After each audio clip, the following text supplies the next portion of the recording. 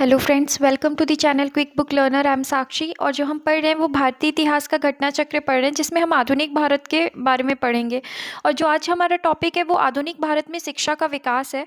तो बिना time waste किए हम इसको पढ़ते हैं। जैसा हम करते हैं, सबसे पहले नोट्स को पढ़ेंगे और उससे रिलेटेड जो भी क्वेश्चंस हैं या जो भी एग्जाम में क्वेश्चंस पूछे गए हैं उनको देखेंगे। तो सबसे पहले देखते हैं कि आधुनिक भारत में शिक्षा का विकास से रिलेटेड नोट्स में क्या क्या चीज़ें दी गई हैं।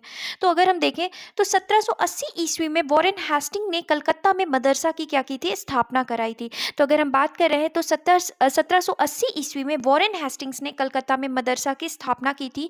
इसके प्रथम प्रमुख जो थे वो कौन थे? मौलवी मुइजुद्दीन थे। इस मदरसे में फारसी, अरबी और मुस्लिम कानून पढ़ाया जाता था और इसके स्नातक ब्रिटिश राज में दुभाषीय के रूप में क्या करते थे? सहायता करते थे।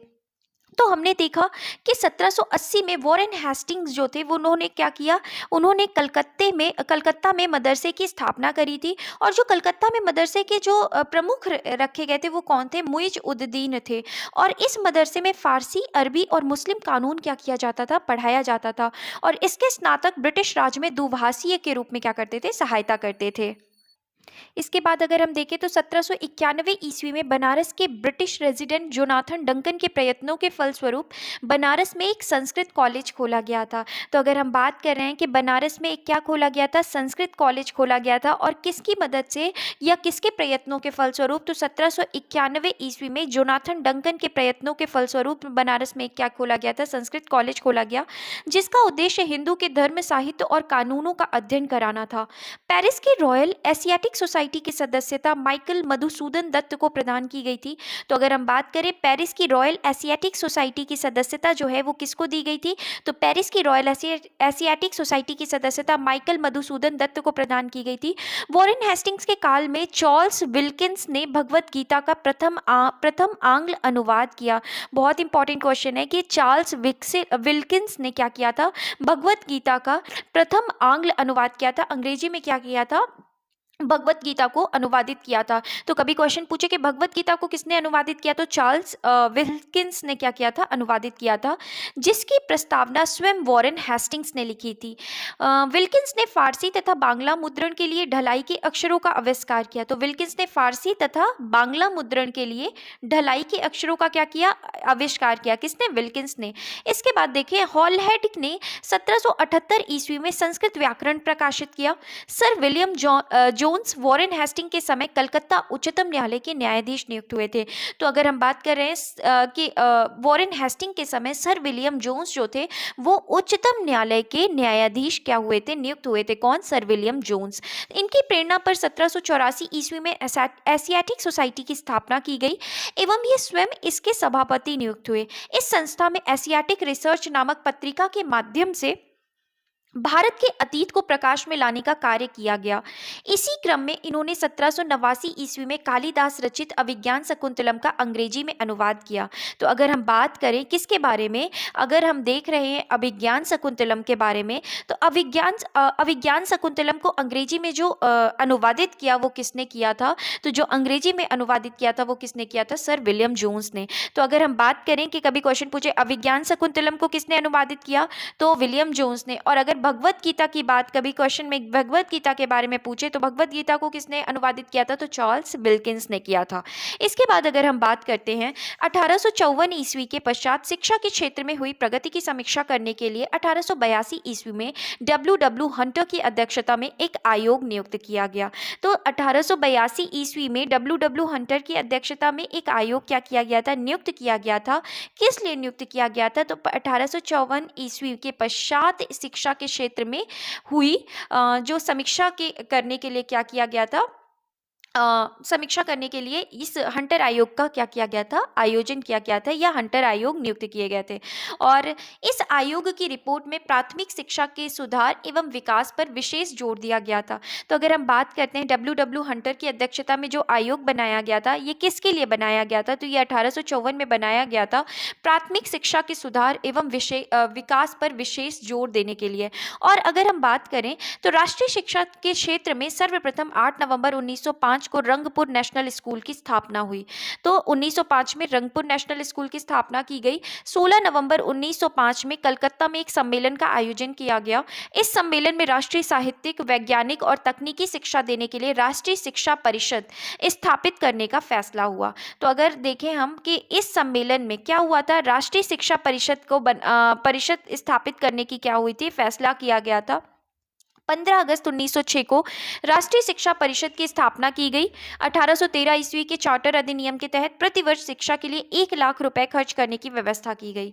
तो 15 अगस्त 1906 को क्या हुआ, राष्ट्रीय शिक्षा परिषद की स्थापना हुई और 1813 ईस्वी के चार्टर अधिनियम के तहत प्रतिवर्ष शिक्षा के लिए 1 लाख रुपए खर्च करने की व्यवस्था की गई थी। सैडलर आयोग शिक्षा से संबंधित था। तो सैडलर आयोग किससे संबंधित था? तो सैडलर आयोग जो था वो किससे संबंधित था? शिक्षा से संबंधित था। वर्ष 1917 में सरकार ने कलकत्ता विश्वविद्यालय की संभावनाओं के अध्ययन तथा रिपोर्ट के लिए एक आयोग नियुक्त किया। Doctor M.E. सैडलर जो लीड्स विश्वविद्यालय के उपकुलपति थे, इसके अध्यक्ष नियुक्त किए गए। इस आयोग के सदस्य 2 भारतीय, डॉक्टर आशुतोष मुखर्जी और डॉक्टर जियाउद्दीन अहमद भी थे। तो अगर हम बात करें किसके बारे में, सैडलर आयोग के बारे में बात कर रहे हैं, तो सैडलर आयोग जो था वो किससे संबंधित था? शिक्षा से संबंधित था। और इस सैडलर आयोग में 2 भारतीयों को क्या किया गया था? नियुक्त किया गया था। कौन? डॉक्टर आशुतोष मुखर्जी और डॉक्टर जियाउद्दीन अहमद। और इस आयोग को कलकत्ता विश्वविद्यालय की शिक्षा पर अपनी रिपोर्ट देने को कहा गया। किसे? सैडलर आयोग को कलकत्ता विश्वविद्यालय की शिक्षा पर अपनी रिपोर्ट देने को कहा गया। इस आयोग का यह विचार था कि यदि विश्वविद्यालय शिक्षा का सुधार करना है तो माध्यमिक शिक्षा का सुधार आवश्यक है। भारतीय शिक्षा पद्धति में भाषा संबंधी विवाद पर अपना विवरण देने के लिए विलियम बेंटिक ने अपनी काउंसिल के विधि सदस्य लॉर्ड मैकाले को लोक शिक्षा समिति का प्रमुख नियुक्त किया था। तो अगर हम बात करें तो जो सैडलर आयोग था उसका क्या विचार था कि यदि विश्वविद्यालय शिक्षा का सुधार करना है तो माध्यमिक शिक्षा का सुधार आवश्यक है। तो हमने जहां पे देखा था कि हंटर आयोग जो था उसका मुख्य उद्देश्य प्राथमिक शिक्षा पर था, वहीं पर सैडलर आयोग का जो मुख्य उद्देश्य था वो कहाँ था? माध्यमिक शिक्षा का सुधार करने पर था। भारतीय शिक्षा पद्धति में भाषा संबंधी विवाद पर अपना विवरण देने के लिए विलियम बेंटिक ने अपनी काउंसिल के विधि सदस्य लॉर्ड मैकाले को लोक शिक्षा समिति का क्या किया था? प्रमुख नियुक्त किया था। तो किसने प्रमुख नियुक्त किया था? तो ये किसने किया था? विलियम बेंटिक ने लॉर्ड मैकाले को लोक शिक्षा समिति का क्या किया था? प्रमुख नियुक्त किया था। मैकाले ने भारत में शिक्षा हेतु अंग्रेजी भाषा का क्या किया? समर्थन किया। भारत के औपनिवेशिक काल में अधोमुखी निस्यंदन सिद्धांत, अगर हम बात करें the theory of downward filtration, शिक्षा के क्षेत्र में संबंधित था। और हमें ध्यान रखना है कि ये जो थ्योरी ऑफ डाउनवर्ड फिल्ट्रेशन है वो किससे संबंधित था? तो वो शिक्षा के क्षेत्र से संबंधित था। और ये बात किसने की थी? तो लॉर्ड मैकाले ने की थी। इस सिद्धांत का अर्थ था कि शिक्षा समाज के उच्च वर्ग को ही दी जाए, इस वर्ग से छन छन कर ही शिक्षा का असर जन सामान्य तक क्या होगा? पहुंच जाएगा।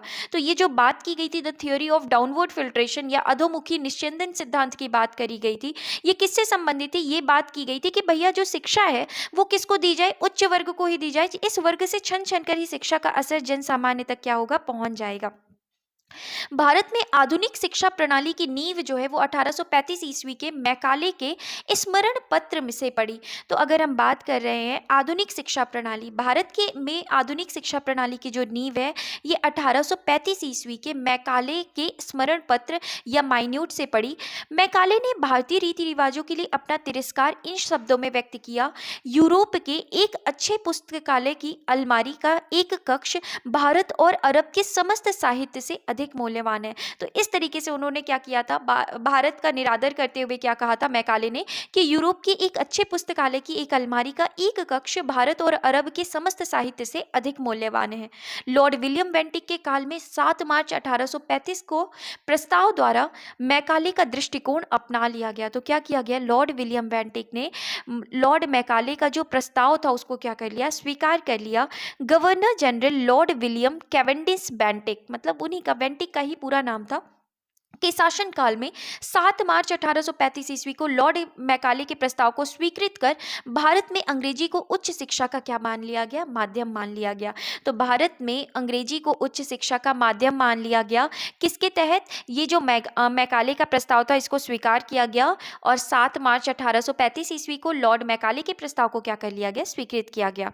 भारत में अंग्रेजी शिक्षा का मैग्ना कार्टा कहे जाने वाले 1854 के चार्ल्स वुड के डिस्पैच डिस्पैच को आधार बनाकर लंदन विश्वविद्यालय की तर्ज पर ब्रिटिश भारत में 3 विश्वविद्यालय कलकत्ता, मद्रास और बंबई की स्थापना 1857 में की गई थी। तो अगर हम बात कर रहे हैं यहाँ पर किसके बारे में, तो चार्ल्स वुड के डिस्पैच को आधार बनाकर, जिसे क्या कहा जाता है, इसी चार्ल्स वुड के डिस्पैच को ही भारत में अंग्रेजी शिक्षा का मैग्ना कार्टा कहा जाता है। और इसी को आधार बनाकर लंदन विश्वविद्यालय की तर्ज पर ब्रिटिश भारत में 3 विश्वविद्यालय कलकत्ता, मद्रास और बंबई में स्थापना कब की गई? 1857 ईस्वी में की गई। डीके कर्वे के प्रयत्नों से बंबई में प्रथम महिला विश्वविद्यालय की स्थापना हुई। ध्यान रखना है हमें इस बात को कि डीके कर्वे के प्रयत्नों से बंबई में क्या हुआ था, पहली महिला विश्वविद्यालय की क्या करी गई? स्थापना की गई। यह महाराष्ट्र के समाज सुधारक एवं सामाजिक कार्यकर्ता थे। इन्होंने विधवाओं के उत्थान के लिए विधवा विवाह प्रतिबंध निवारक मंडली की भी क्या करी थी? स्थापना की थी। किसने? डीके कर्वे ने। तो अगर हम डीके कर्वे की बात करें तो ये कौन थे? महाराष्ट्र के समाज सुधारक थे और इन्होंने प्रथम महिला विश्वविद्यालय की स्थापना कराई थी बंबई में। उसके बाद अगर हम बात करें तो विधवाओं के उत्थान के लिए विधवा विवाह प्रतिबंध निवारक मंडली की भी स्थापना करवाई थी। किसने? डीके कर्वे ने। इसके बाद अगर हम बात करें 96 ईस्वी में उन्होंने पूना में विधवा गृह की स्थापना कराई थी। तो 1896 में पूना में विधवा गृह की स्थापना किसने करवाई? डीके कर्वे ने। उन्होंने स्वयं एक ब्राह्मणी विधवा से विवाह किया था। वर्ष 1958 को में उन्होंने भारत रत्न प्रदान किया गया। तो अगर हम बात करें 1958 में उन्हें डीके कर्वे को भारत रत्न से सम्मानित किया गया। और डेक्कन एजुकेशन सोसाइटी की स्थापना मूलतः न्यू इंडिया इंग्लिश स्कूल के प्रारंभ के साथ पुणे में की गई थी तथा 1884 ईस्वी में डेक्कन एजुकेशन सोसाइटी औपचारिक रूप से गठित की गई। तो हमें ध्यान रखना है कि डेक्कन एजुकेशन सोसाइटी 1884 में क्या की गई थी? स्थापित की गई थी, औपचारिक रूप से गठित की गई। इस संस्था के जो संस्थापक थे वो कौन थे? तो संस्थापकों में वीके चिपलुंकर, बीजी तिलक, गोपाल गणेश आगरकर और एमबी नाम जोशी प्रमुख थे। तो नाम हमें ध्यान रखना है कि डेक्कन एजुकेशन सोसाइटी में कौन कौन संबंधित थे? तो वीके चिपलुंकर, बीजी तिलक, गोपाल गणेश आगरकर और एमबी नाम जोशी जो थे ये क्या थे? प्रमुख थे। इसके बाद राजा राम मोहन रॉय आधुनिक शिक्षा के सबसे बड़े प्रारंभिक प्रचारकों में से एक थे।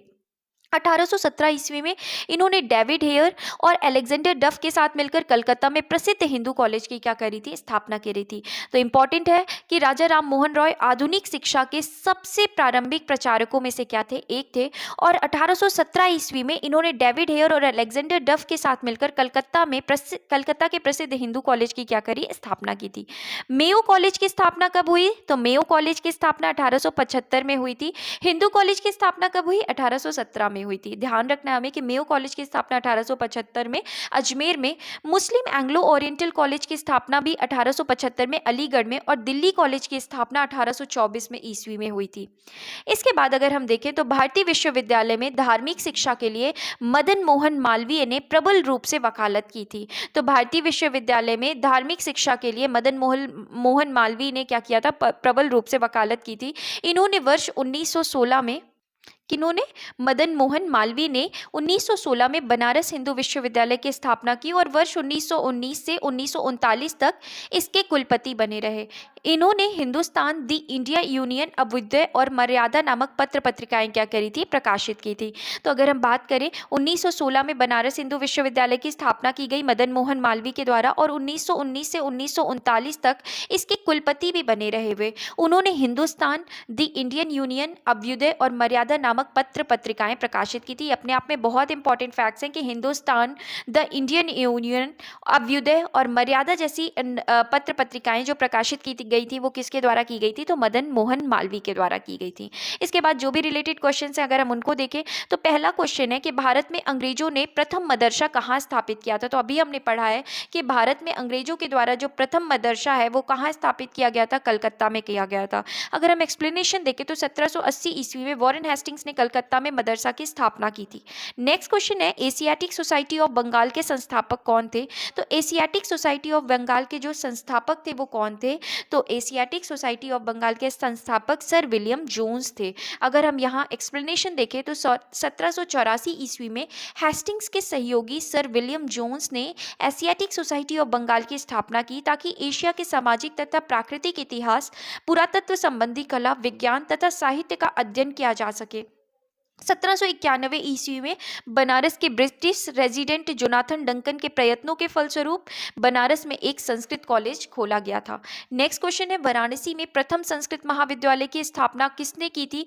तो वाराणसी में जो प्रथम संस्कृत महाविद्यालय की जो स्थापना है वो किसने की थी? तो हमने पढ़ा था कि जोनाथन डंकन ने की थी। अगर हम यहाँ एक्सप्लेनेशन की बात करें, हमने ऑलरेडी देखा है। नेक्स्ट क्वेश्चन है, कथन है बंगाल की एशियाटिक सोसाइटी की स्थापना वॉरेन हेस्टिंग्स के काल में हुई थी और उसने सर विलियम जोन्स के पक्ष में उक्त विद्वत संस्था की अध्यक्षता का प्रस्ताव अस्वीकार कर दिया था।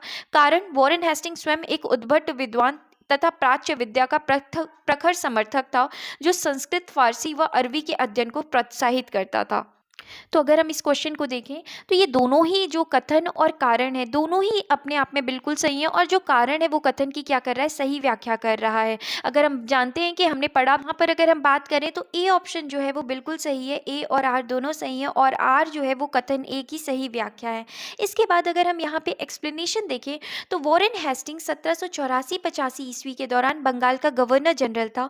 वह स्वयं एक उद्भट विद्वान तथा प्राच्य विद्या का प्रखर समर्थक था, जो संस्कृत, फारसी और अरबी के अध्ययन को प्रोत्साहित करता था। उसके सहयोग और समर्थन से ही 1784 ईस्वी में बंगाल की एशियाटिक सोसाइटी की स्थापना हुई। तथापि उसने सर विलियम जोन्स के पक्ष में इस संस्था की अध्यक्षता का प्रस्ताव अस्वीकार कर दिया था। Charles Wilkins, Nathaniel Halhed, Jonathan Duncan आदि ने वॉरेन हेस्टिंग्स के प्रश्रय और समर्थन के तहत ही प्राच्य विद्या के अध्ययन में योगदान दिया था।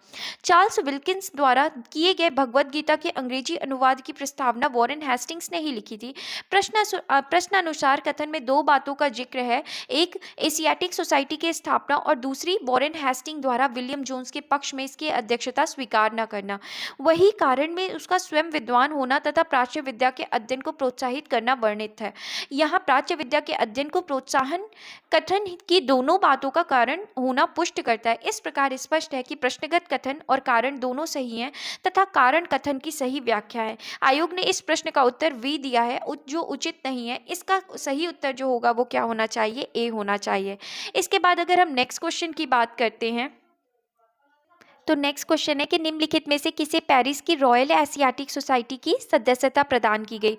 तो रॉयल एशियाटिक सोसाइटी की जो सदस्यता है वो किसे प्रदान की गई थी? तो माइकल मधुसूदन दत्त को पेरिस की रॉयल एशियाटिक सोसाइटी की सदस्यता प्रदान की गई थी। अगर हम यहाँ एक्सप्लेनेशन की बात करें तो पेरिस की रॉयल एशियाटिक सोसाइटी की सदस्यता माइकल मधुसूदन दत्त को प्रदान की गई थी। द लॉ सोसाइटी एशियाटिक की स्थापना 1882 ईस्वी में की गई थी, 1822 ईस्वी में की गई थी। वर्ष 1829 के शाही शासन द्वारा इसकी स्थापना की पुष्टि कर दी गई थी।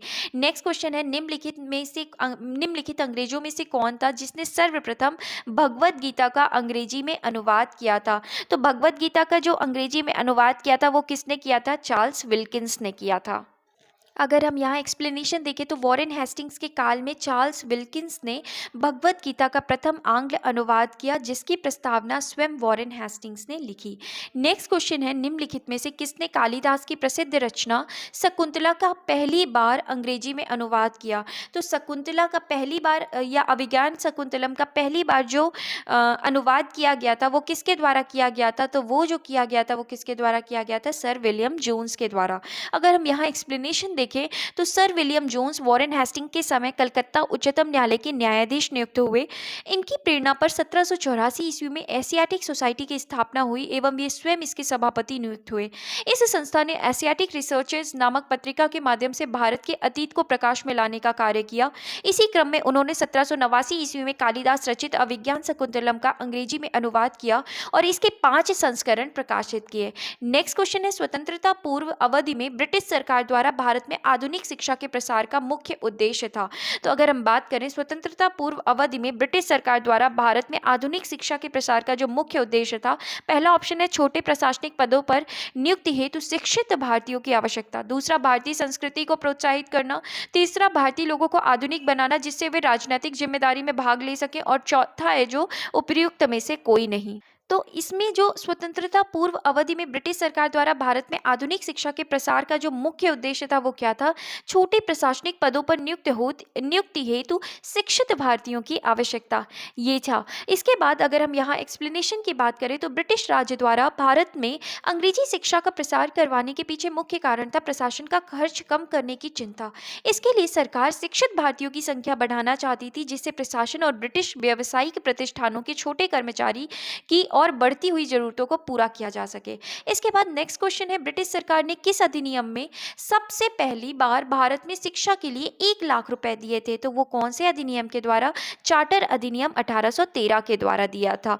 अगर हम यहाँ एक्सप्लेनेशन की बात करें तो 1813 के चार्टर अधिनियम के तहत कंपनी ने पहली बार शिक्षा के प्रति सरकारी उत्तरदायित्व उठाया। प्रतिवर्ष शिक्षा के लिए 1 लाख रुपए खर्च करने की व्यवस्था इस अधिनियम ने की थी।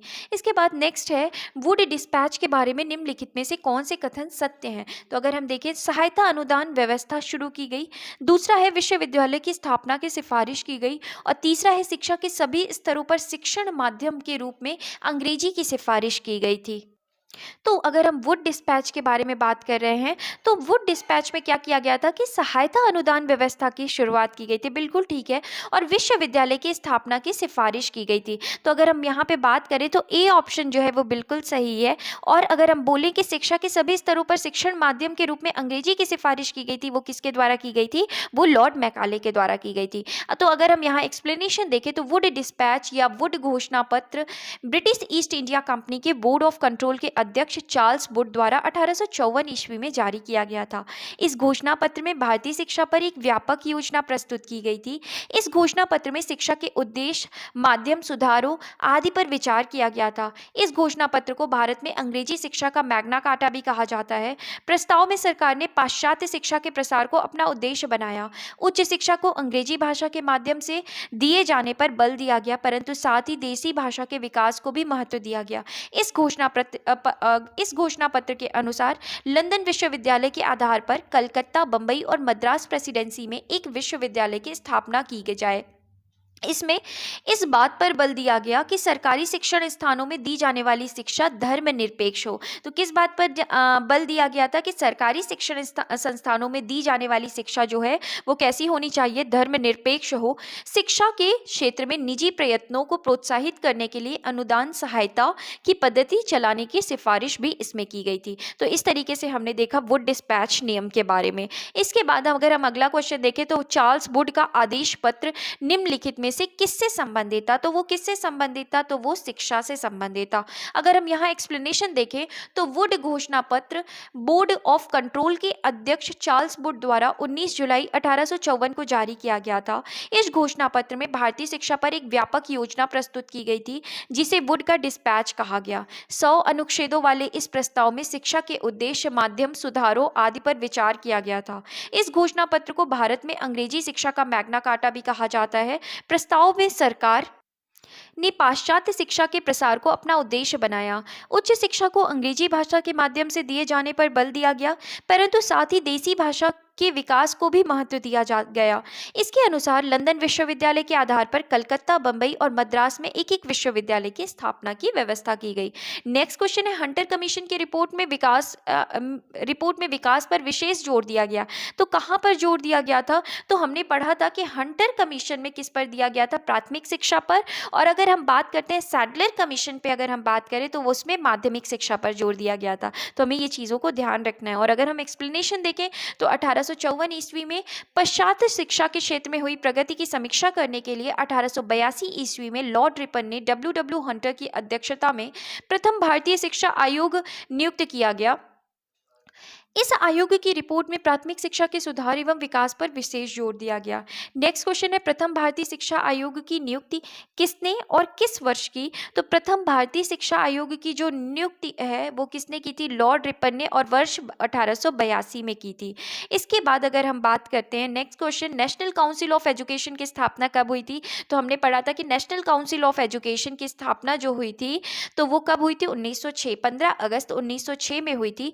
और अगर हम बात बात करें यहाँ पर तो राष्ट्रीय शिक्षा के क्षेत्र में सर्वप्रथम 1905 में रंगपुर नेशनल स्कूल की स्थापना हुई। 16 नवंबर 1905 को कलकत्ता में एक सम्मेलन का आयोजन किया गया और इस सम्मेलन में राष्ट्रीय साहित्यिक, वैज्ञानिक और तकनीकी शिक्षा देने के लिए राष्ट्रीय शिक्षा परिषद या नेशनल काउंसिल ऑफ एजुकेशन स्थापित करने का फैसला हुआ। 15 अगस्त 1906 को राष्ट्रीय शिक्षा परिषद की स्थापना की गई। इसके बाद अगला क्वेश्चन है सैडलर आयोग संबंधित था। तो सैडलर आयोग किससे संबंधित था? न्यायपालिका से, राजस्व प्रशासन से, शिक्षा से या पुलिस प्रशासन से? तो हमने पढ़ा कि किससे संबंधित था? शिक्षा से संबंधित था। अगर हम यहाँ एक्सप्लेनेशन की बात करें तो सैडलर आयोग शिक्षा से संबंधित था। वर्ष 1917 में सरकार ने कलकत्ता विश्वविद्यालय की संभावनाओं के अध्ययन तथा रिपोर्ट के लिए एक आयोग नियुक्त किया। डॉक्टर एम.ई. सैडलर जो लीड्स विश्वविद्यालय के उपकुलपति थे, इसके अध्यक्ष नियुक्त किए गए। इस आयोग का यह विचार था कि यदि विश्वविद्यालय शिक्षा का सुधार करना है तो माध्यमिक शिक्षा का सुधार आवश्यक है। तो हमने पहले भी पढ़ा है कि सैडलर आयोग ने माध्यमिक शिक्षा को बहुत बल दिया था। इसने वर्ष 1904 के विश्वविद्यालय अधिनियम की कड़ी निंदा और यह भी बताया कि इससे कॉलेज तथा विश्वविद्यालय शिक्षा का ठीक समन्वय नहीं हो सकता है। इसके बाद नेक्स्ट क्वेश्चन की अगर हम बात करें तो शिक्षा में सुधार हेतु ब्रिटिश सरकार ने सैडलर विश्वविद्यालय आयोग नियुक्त किया। तो शिक्षा में सुधार हेतु ब्रिटिश सैडलर आयोग जो बनाया था वो कब बनाया था? तो सैडलर आयोग या सैडलर विश्वविद्यालय आयोग जो है वो 1917 में बनाया गया। इसके बाद नेक्स्ट क्वेश्चन है 1902 ईस्वी में लॉर्ड कर्जन ने 2 भारतीय सदस्यों को सम्मिलित करते हुए एक विश्वविद्यालय आयोग गठित किया। वे कौन थे? तो हमने पढ़ा था सैयद हुसैन बिलग्रामी और न्यायमूर्ति गुरुदास बनर्जी जो थे वो लॉर्ड कर्जन ने 2 भारतीय सदस्यों को सम्मिलित करते हुए एक विश्वविद्यालय आयोग गठित किया था। कब किया था विश्वविद्यालय आयोग गठित? 1902। और उसमें जो 2 भारतीय थे उनका नाम क्या था? सैयद हुसैन बिलग्रामी और न्यायमूर्ति गुरुदास बनर्जी। अगर हम एक्सप्लेनेशन की बात करें तो वायसरॉय लॉर्ड कर्जन ने शैक्षिक सुधारों के तहत 1902 ईस्वी में सर थॉमस रैले की अध्यक्षता में एक विश्वविद्यालय आयोग का गठन किया था। इस आयोग के सदस्य में 2 भारतीय सदस्य सैयद हुसैन बिलग्रामी तथा न्यायमूर्ति गुरुदास बनर्जी को नियुक्त किया गया था। इस आयोग द्वारा दिए गए सुझावों के आधार पर विश्वविद्यालय अधिनियम 1904 पारित किया गया था। नेक्स्ट क्वेश्चन है लॉर्ड मैकाले संबंधित है। तो लॉर्ड मैकाले किससे संबंधित है? तो लॉर्ड मैकाले जो संबंधित है वो किससे हैं? अंग्रेजी शिक्षा से संबंधित है। अगर हम यहाँ एक्सप्लेनेशन देखें तो भारतीय शिक्षा पद्धति में भाषा संबंधी विवाद पर अपना विवरण देने के लिए विलियम बेंटिक ने अपनी काउंसिल के विधि सदस्य लॉर्ड मैकाले को लोक शिक्षा समिति का प्रमुख नियुक्त किया।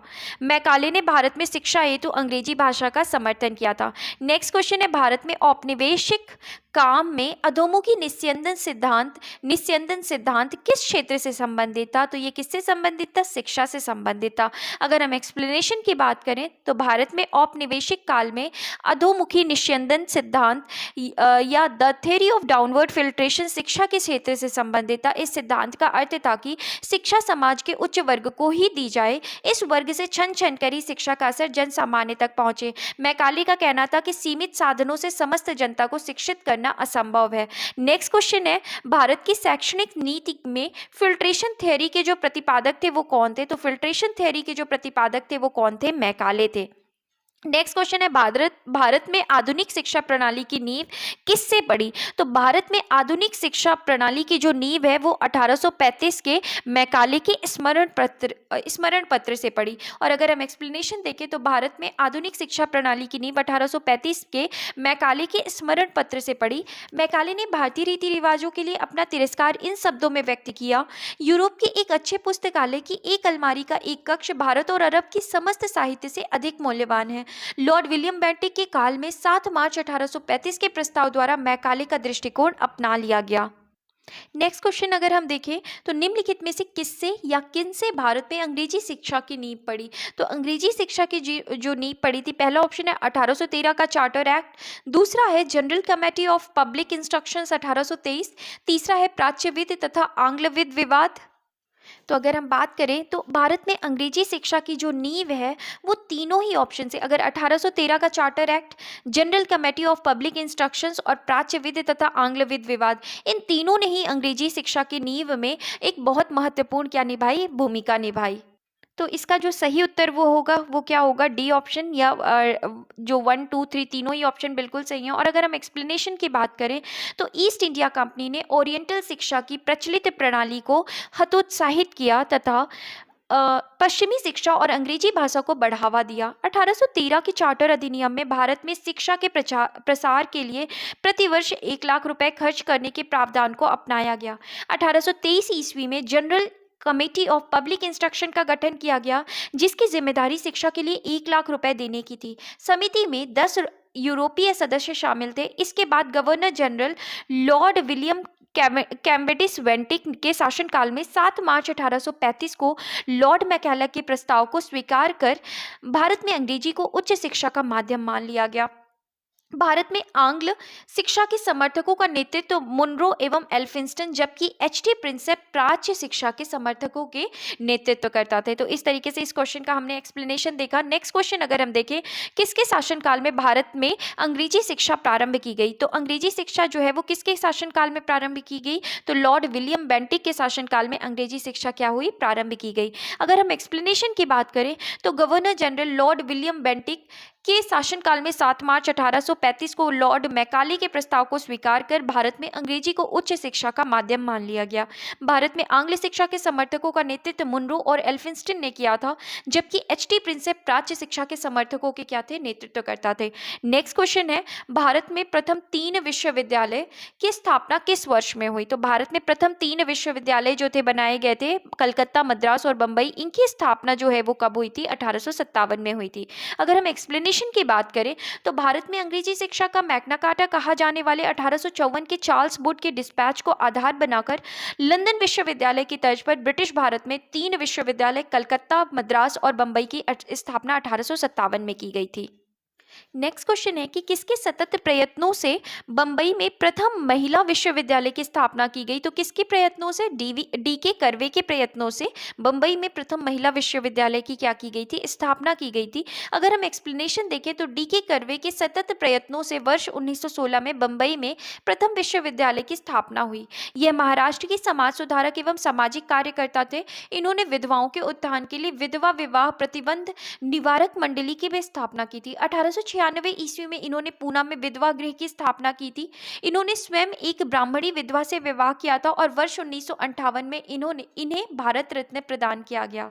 नेक्स्ट क्वेश्चन है, डेक्कन एजुकेशनल सोसाइटी की स्थापना से कौन संबंधित था, तो अगर हम बात करें तो यहाँ पे जस्टिस रनाडे, फिरोज शाह मेहता, बीजी तिलक और दयानंद सरस्वती ऑप्शन में है। और डेक्कन एजुकेशन सोसाइटी से जो संबंधित थे वो कौन थे, तो वो बीजी तिलक थे। और अगर हम बात करें यहाँ पर डेक्कन एजुकेशन सोसाइटी की स्थापना 1880 ईस्वी में मूलतः न्यू इंग्लिश स्कूल के प्रारंभ के साथ पुणे में की गई तथा 1884 ईस्वी में डेक्कन एजुकेशन सोसाइटी औपचारिक रूप से गठित की गई।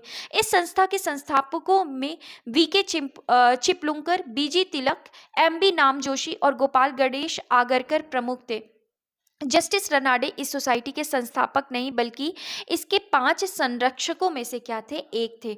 नेक्स्ट क्वेश्चन है, निम्नलिखित कॉलेज में सर्वप्रथम किसकी स्थापना हुई थी, तो अगर हम बात करें इन सभी कॉलेज में सबसे पहले जो स्थापना हुई थी वो किसकी हुई थी, हिंदू कॉलेज कलकत्ता की। कब हुई थी, 1817 में हुई थी। अगर हम एक्सप्लेनेशन देखें तो राजा राम मोहन रॉय आधुनिक शिक्षा के सबसे प्रारंभिक प्रचारकों में से एक थे। 1817 ईस्वी में इन्होंने डेविड हेयर और एलेक्जेंडर डफ के साथ मिलकर कलकत्ता में प्रसिद्ध हिंदू कॉलेज की स्थापना की थी। मेयो कॉलेज की स्थापना कब हुई थी, 1875 में अजमेर में। मुस्लिम एंग्लो ओरिएंटल कॉलेज की स्थापना भी 1875 में अलीगढ़ में हुई। और दिल्ली कॉलेज की स्थापना कब हुई थी, 1824 ईस्वी में हुई थी। नेक्स्ट क्वेश्चन है, Mohammedan Anglo oriental college Aligarh की स्थापना निम्नलिखित में से किस वर्ष हुई थी, तो कब हुई थी, 1875 में हुई थी। नेक्स्ट क्वेश्चन है, डेविड हेयर और एलेक्जेंडर डफ के साथ मिलकर निम्नलिखित में से किसने कलकत्ता में हिंदू कॉलेज की स्थापना की थी, तो हिंदू कॉलेज की जो स्थापना है वो किसने की थी, तो राजा राम मोहन रॉय ने की थी। नेक्स्ट क्वेश्चन, नेक्स्ट क्वेश्चन है कि भारत में औपनिवेशिक शासन के दौरान शैक्षणिक संस्थाओं के संदर्भ में निम्नलिखित युग्मों पर विचार कीजिए। पहला है बनारस का संस्कृत कॉलेज विलियम जोन्स ने खोला था, नहीं। तो ये किसने खोला था? डंकन ने खोला था, हमने पढ़ा था। तो पहला ऑप्शन तो बिल्कुल गलत है। इसके बाद दूसरा अगर हम बात करें, कलकत्ता मदरसा वॉरेन हेस्टिंग्स ने खोला था, बिल्कुल ठीक है। Fort William College Arthur Wellesley ने खोला था, तो ये भी क्या है? गलत है। तो इसमें जो अगर हम बात करें, पूछा गया कि कौन सा सही सुमेलित है, तो यहाँ पर अगर हम बात करें तो केवल दो, बी ऑप्शन जो है बिल्कुल करेक्ट है। अगर हम एक्सप्लेनेशन देखें तो चीज़ें और भी क्लियर रहेंगी। बनारस का संस्कृत कॉलेज किसने खोला था? जोनाथन डंकन ने 1791 ईस्वी में। कलकत्ता मदरसा की स्थापना वॉरेन हेस्टिंग ने 1780 में की थी। फोर्ट विलियम कॉलेज जो है वो किसने बनवाया था? तो लॉर्ड रिचर्ड कोले वेलेजली ने 1800 ईस्वी में बनवाया था। तो इस तरीके से हमने देखा कि अंतः विकल्प जो बी है वो क्या होगा? सही होगा। वहाँ पे ऑप्शन में ऑर्थर वेलेजले दिया गया है। अगर हम यहाँ पे फोर्ट विलियम कॉलेज के पास देखें तो ऑर्थर वेलेजले दिया गया है। ऑर्थर वेलेजले ने नहीं बल्कि लॉर्ड रिचर्ड कोले वेलेजली ने क्या किया था? फोर्ट विलियम कॉलेज की स्थापना कराई थी। नेक्स्ट क्वेश्चन है, वेलेजली ने कलकत्ता में फोर्ट विलियम कॉलेज की स्थापना किस लिए की थी? तो किस लिए की थी? तो उसे लंदन में स्थित बोर्ड ऑफ डायरेक्टर्स ने ऐसा करने के लिए कहा था। दूसरा ऑप्शन है, वो भारत में प्राच्य ज्ञान के प्रति अभिरुचि पुनः जागृत करना चाहता था। तीसरा, वह विलियम कैरी तथा उसके सहयोगियों को रोजगार प्रदान करना चाहता था। और चौथा ऑप्शन है, वह ब्रिटिश नागरिकों को भारत में प्रशासन हेतु प्रशिक्षित करना चाहता था। तो वेलेजली ने कलकत्ता में फोर्ट विलियम कॉलेज की स्थापना क्यों की थी? क्योंकि वह ब्रिटिश नागरिकों को भारत में प्रशासन हेतु प्रशिक्षित करना चाहता था। इसके बाद नेक्स्ट क्वेश्चन देखें, उससे पहले एक्सप्लेनेशन देखते हैं कि कलकत्ता में ईस्ट इंडिया कंपनी के तत्कालीन गवर्नर जनरल वेलेजली द्वारा 10 जुलाई 1800 को फोर्ट विलियम कॉलेज की स्थापना की गई। इस कॉलेज की स्थापना का मुख्य उद्देश्य ब्रिटिश सिविल सेवकों को भारत में प्रशासन हेतु फारसी और हिंदुस्तानी भाषा की शिक्षा देना था। नेक्स्ट क्वेश्चन है, फोर्ट विलियम कॉलेज कलकत्ता के संदर्भ में कौन से कथन जो है सही हैं? तो अगर हम बात करें तो फोर्ट विलियम कॉलेज की स्थापना से संबंधित देखें तो इसकी स्थापना 10 जून 1800 को कलकत्ता के फोर्ट विलियम कॉम्प्लेक्स में हुई थी। तो अगर हम बात करें तो इसकी स्थापना 10 जून को नहीं, कब हुई थी? 10 जुलाई को हुई थी। दूसरा है, इसकी स्थापना का मुख्य उद्देश्य ब्रिटिश अधिकारियों को भारतीय भाषाओं की शिक्षा देना था। तो यहाँ पे अगर हम बात करते हैं तो ये सेकंड ऑप्शन जो है वो क्या है? बिल्कुल सही है। और ये पहला ऑप्शन क्यों गलत हो गया? क्योंकि यहाँ पे 10 जून दिया हुआ है। 10 जुलाई 1800 को कलकत्ता में फोर्ट विलियम कॉम्प्लेक्स में क्या हुई थी? इसकी स्थापना की गई थी फोर्ट विलियम कॉलेज की। तो इस तरीके से अगर हम सही उत्तर की बात करें तो केवल दो जो है वो हमारा क्या है? सही उत्तर है। और अगर हम एक्सप्लेनेशन, क्योंकि ऑलरेडी हमने ये क्वेश्चन देखा है तो इसलिए नहीं दिया है। नेक्स्ट क्वेश्चन है, निम्नलिखित में से किसने भारतीय विश्वविद्यालय में धार्मिक शिक्षा के लिए प्रबल रूप से वकालत की थी? तो धार्मिक शिक्षा के लिए जो प्रबल रूप से वकालत की गई थी वो किसके द्वारा की गई थी? मदन मोहन मालवीय के द्वारा की गई थी। और अगर हम यहाँ एक्सप्लेनेशन की बात करते हैं तो भारतीय विश्वविद्यालय में धार्मिक शिक्षा के लिए मदन मोहन मालवीय ने प्रबल रूप से वकालत की थी। मदन मोहन मालवीय अग्रणी राष्ट्रवादी तथा देशभक्त थे। वे आरंभ में एक स्कूल अध्यापक तथा बाद में व्यवसाय से वकील रहे। नेक्स्ट क्वेश्चन है, बनारस हिंदू विश्वविद्यालय का शिलान्यास निम्न में से किसने किया था? तो बनारस हिंदू विश्वविद्यालय का जो शिलान्यास है वो किसने किया था? मदन मोहन मालवीय ने किया था। क्योंकि यहाँ पर क्वेश्चन जो है वो किससे से रिलेटेड पूछा गया है? शिलान्यास से रिलेटेड पूछा गया है, इसलिए इसका करेक्ट आंसर क्या होगा? इसका करेक्ट आंसर जो है वो क्या होगा? लॉर्ड हार्डिंग होगा। अगर हम यहाँ एक्सप्लेनेशन देखें तो बनारस हिंदू विश्वविद्यालय का शिलान्यास 4 फरवरी 1916 को वसंत पंचमी के दिन तत्कालीन वाइसरॉय लॉर्ड हार्डिंग द्वारा क्या किया गया था। नेक्स्ट क्वेश्चन है कि निम्नलिखित में से किसे सर्वप्रथम केंद्रीय विश्वविद्यालय घोषित किया गया? तो केंद्रीय विश्वविद्यालय किसे घोषित किया गया था? बनारस हिंदू विश्वविद्यालय वाराणसी को सबसे पहले केंद्रीय विश्वविद्यालय घोषित किया गया था। अगर हम एक्सप्लेनेशन देखें तो दिए गए केंद्रीय विश्वविद्यालय में से बनारस हिंदू विश्वविद्यालय वाराणसी को सबसे पहले केंद्रीय विश्वविद्यालय का दर्जा प्रदान किया गया था। इसकी स्थापना का श्रेय 1916 ईस्वी में महामना मदन मोहन मालवीय को ही जाता है। तो इस तरीके से फ्रेंड्स हमने आधुनिक भारत में शिक्षा का विकास देखा कि किस तरीके से हुआ था, कौन कौन से शिक्षा से संबंधित आयोग बनाए गए थे और किस तरीके से प्रीवियस ईयर्स में ये क्वेश्चंस पूछे गए थे। आई होप आपको ये सेशन अच्छा लगा हो। अगर आपको ये पसंद आए तो प्लीज़ लाइक, शेयर और चैनल को सब्सक्राइब कीजिएगा अगर आपने अभी तक नहीं किया है। Thank you.